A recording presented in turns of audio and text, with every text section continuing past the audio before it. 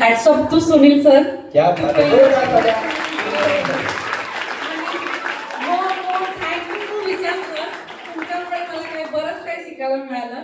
मी 3 दिवस continue workshop attend करते.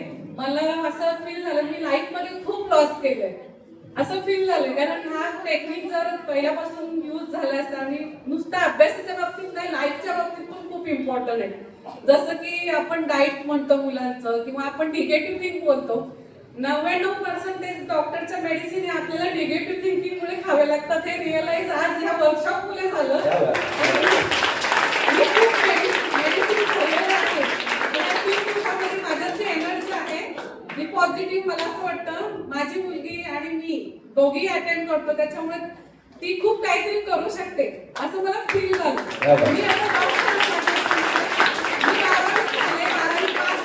शिकलेली नाही पण आता मला फील झालं मी करू शकते. मी टाणा ऍडमिशन घेतलं आणि मी काय केलं नाही हे तुम्हाला आधी कळलं पॉझिटिव्ह करू शकते. हे जे टेक्नॉलॉजिकली आता म्हणतो आपण मुलांना खूप काय काय कोर्स लावतो आपण एक्स्ट्रा क्लासेस लावतो.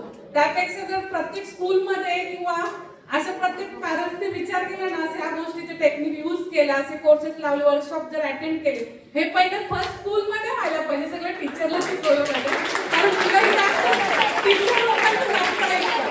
मुलंही आमच्यासोबत दिवसात 6 तास स्कूलमध्ये असतात. 6 ते 8 तास टीचर लोकांच्या संपर्कात जास्त असतात ट्युशन या स्कूलमध्ये. म्हणून मला वाटतं महाराष्ट्रात नाही तर पूर्ण भारतामध्ये पहिलं स्कूलमध्ये शिकवलं गेलं पाहिजे.